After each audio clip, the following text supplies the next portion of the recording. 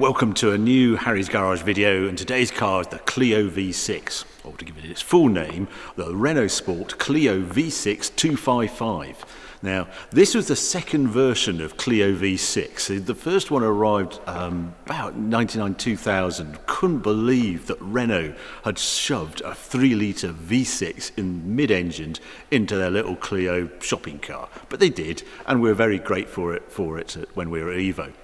Then the Phase 2 came along, this one, 2003, and it really improved on a number of sort of foibles there was on that Phase 1, as we term it, and we loved it at Evo, and I've got a copy of Evo Car of the Year 2003, because it really starred in that test as well. And then we had a long-termer from Renault, so we really got to know this car. John Barker ran it, I think he went up to about 25,000 miles in it.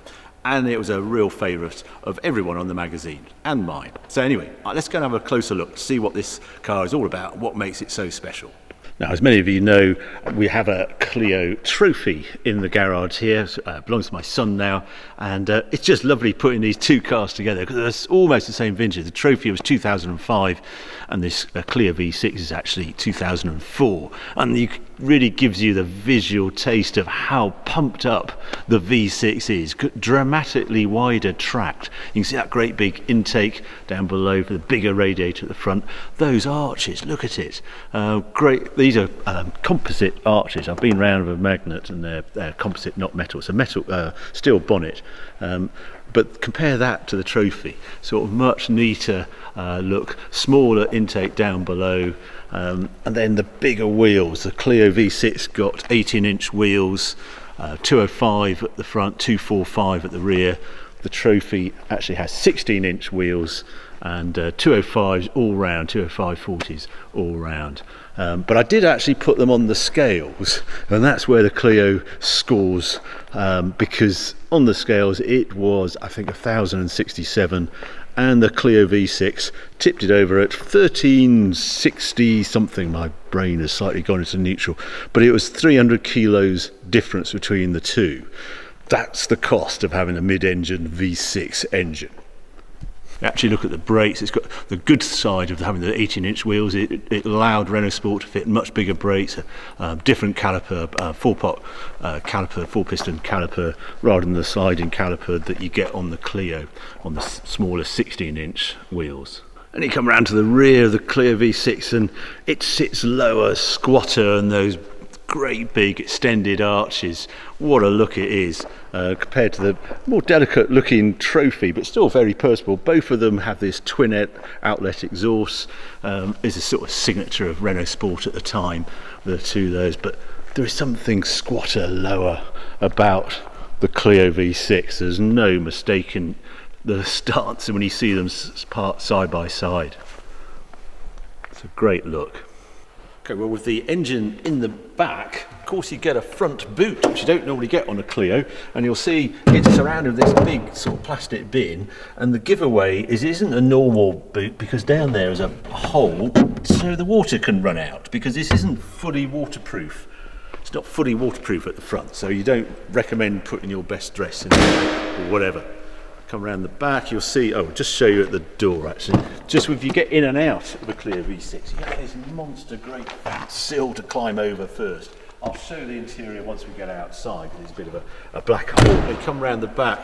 What gets me about having these cars parked side by side is how much lower the Clio V6 is compared to the trophy. See, it's the same rear spoiler, same glass, same rear windows, etc. But this is squatter, lower, wider, the V6. Sort of because of the weight of the V6 in it, I suppose, and also try and control that extra mass. So you lift this up, and suddenly the boot is down to this little tiny bit here. You get probably 2 shoe boxes in there or something. You get a toolkit there. The V6 actually hides under here.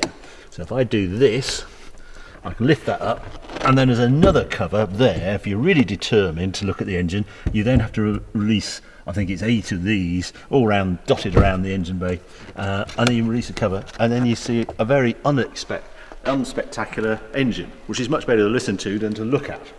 Anyway, so there you go. It's a quick tour around the V6. Let's go and see, let's take it outside and see how it drives.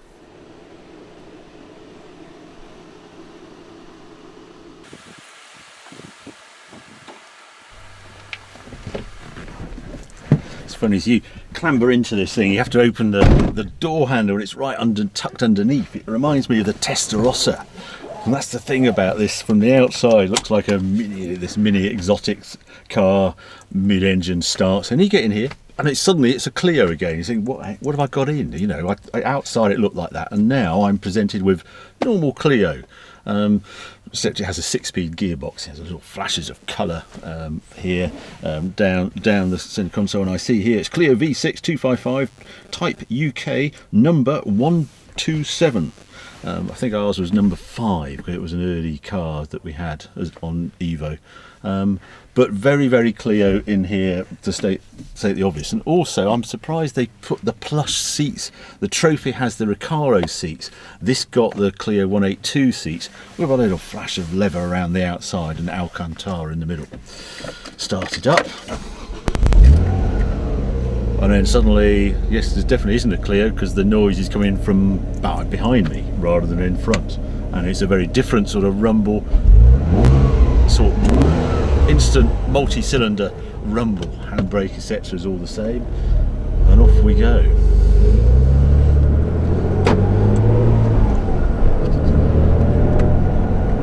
First of all, I can just feel the ride is slightly different. It sort of hasn't got the compliance of a normal Trophy. And it doesn't, normal Clio, and it doesn't feel like the Trophy either. It's just a different feel instantly. Other thing, I'm into third already. I'm only at 20 miles an hour, and there's just something sort of low geared about it. Nice thing. Anyway, let's go out, find some better roads. You'll join me later. Having a bit more fun. First chance to extend it, I think, is up here. We go up this hill. And it just brings that V6 to life for the first time. I think it's funny when you look at the spec of this engine. It's 255 horsepower as discussed. It's up from I think it was 230 before, so it's quite a jump on the Phase 2 Clio V6. The big difference is it revs freer, this version 255. Maximum power is at 7,150, so just over 7,000 RPM, when the previous version was max power at 6,000 RPM. Then you look at the torque, it's 220 pound-foot of torque, but that's at 4,650 revs, and you think, oh, he's going to have to pile on the revs to get away. It doesn't feel like that at all. It's a really flat torque curve. It just so happens the peak's quite high up, but there's loads of torque from just over tickovers, so you're in it has that instant feel when you just tickle the throttle of a big engine, oversized engine in a little car, which is a very nice feeling indeed. Again, I just pre-warn you, this is a newly surfaced with lots of gravel chippings, so this is a noisy surface. It will get quieter a little further up here. But yeah, it just has a nice feel as it goes down the road, a relaxed over engine, a bit like you get when you clamber into a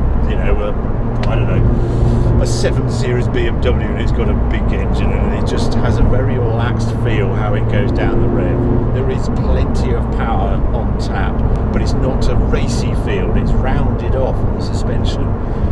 Doesn't feel like a track special. Just nice. Nice gear change as well.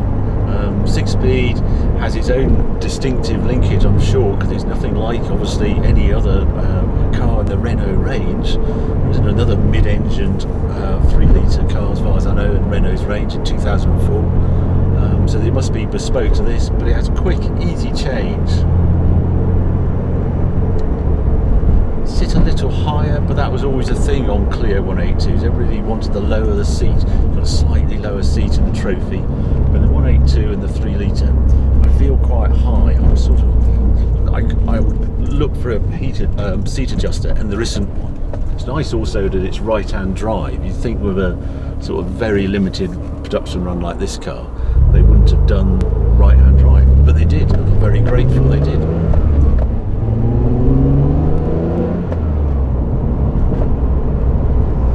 Things to note: no switchable, dynamic mode, comfort mode, none of that. No switchable exhaust, not even traction control. which might be useful at times, as we'll go and find out once we get up into my favourite bit of road. Right, we're out of Burford now. We'll squirt up this hill. So it's funny the gearing on it, because it does feel low geared. But when you get to extend it, that's a different matter, because now, compared to the first Clio, it just is that more free revving nature. So there we go, now get into second, and we're doing 30 miles an hour, get to the D-limit side, 3,000 RPM, and away we go. Now, first of all, there's no,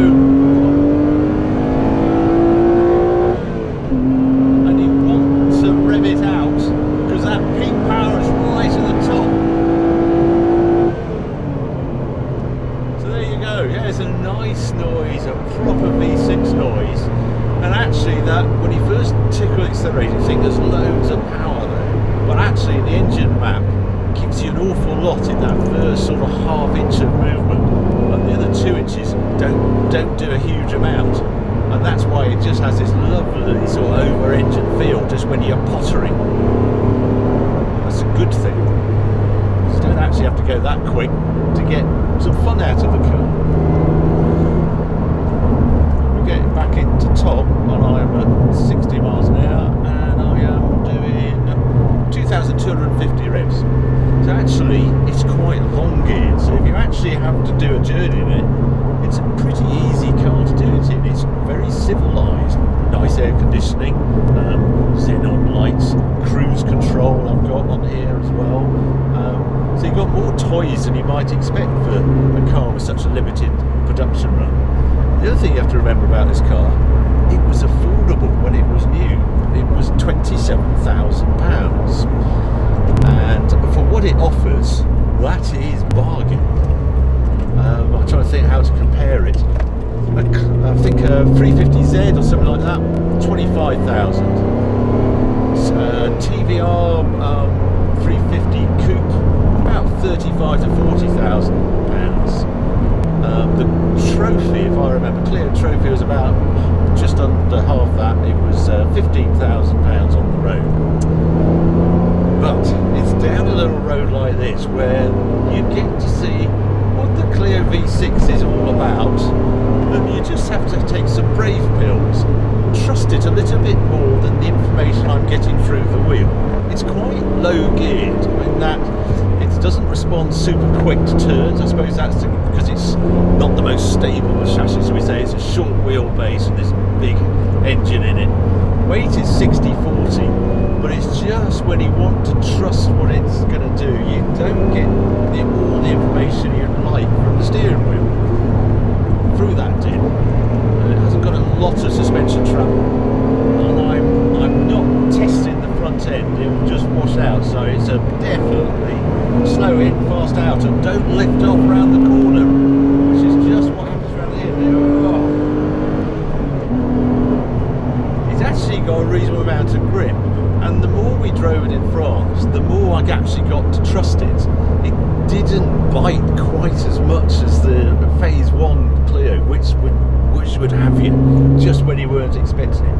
This one doesn't feel like that, but woe betide if you start pushing it in the wet, because then suddenly, like lightning, it will suddenly lose at the back, and you haven't got the quick enough lock to catch it. And yeah, nearly everyone in the office had a spin at some point. It's just that sort of car. But it's only because you actually get encouraged to drive it quicker. You think, oh, this is all right, and then suddenly it bites. But 99.99% of the time, it's really rather lovely.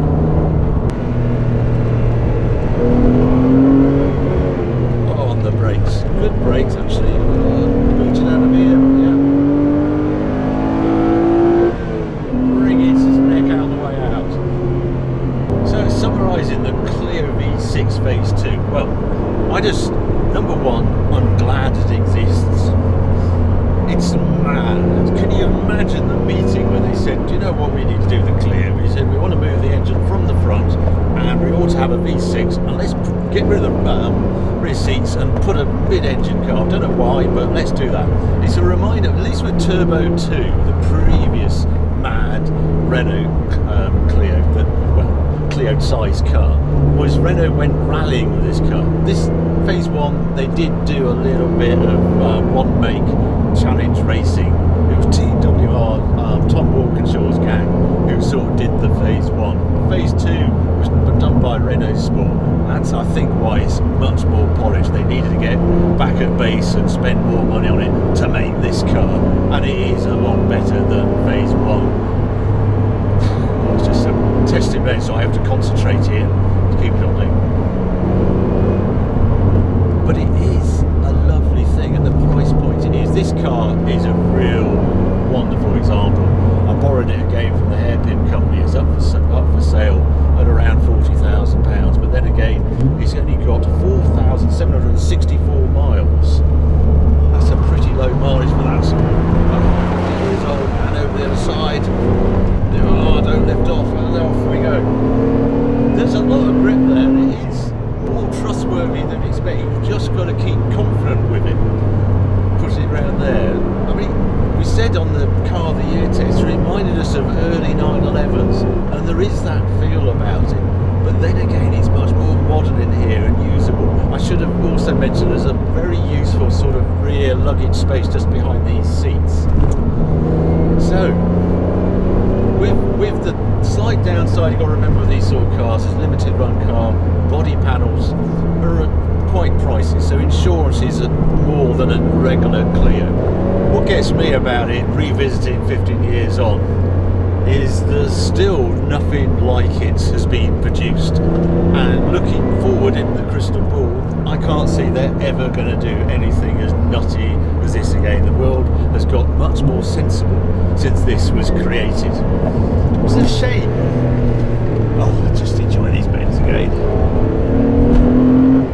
I love the noise and the fact I'm really enjoying it at sort of slowish speeds compared to today's nutty cars. What I love about it is it sort of looks like a sort of straight off the racetrack, a race special. But no, there's no talk of Nürburgring times with this car, or what it can do on track and edginess and, you know, firing as apex, etc. It is not that sort of car at all, despite its appearance. So its sole purpose in life isn't lap times, it's just to entertain, to have fun, for owners to enjoy. I absolutely love that about it, and it's dead easy to live with. That's the great thing about it. You can use it in all sorts of ways. You can go on the trips, it's got all the comforts you could wish for, hasn't got a lot of luggage space, or you're just going to nip out, do the shops, go to shows and events and that sort of thing with it. And it's vaguely sensible. I like the gearing on it as well. Each gear you use, it's very well matched ratios. It's reasonably economical, 24, 25 mpg thereabouts. Yeah, there's lots to enjoy about it. And then the performance, okay, it's not starting by today's standards, but boy is it fun. The chassis and everything, the way you enjoy it, 5 point something to 60, probably 16 seconds, 15, 16 seconds to 100 and 150 miles an hour. That's plenty for today's roads. So yeah, it's another car that, visiting 15 years on, I'm thinking, well, I don't want to hand the keys back, but I'm going to, because too many cars in the garage already. But it's been really fun to revisit, and especially such a good example as this. All these memories come flooding back. So there you go, that's the Clio V6 Phase 2 for you. I've enjoyed it, hope you've enjoyed the video too. If you have, keep watching, keep subscribing, more videos coming along very soon.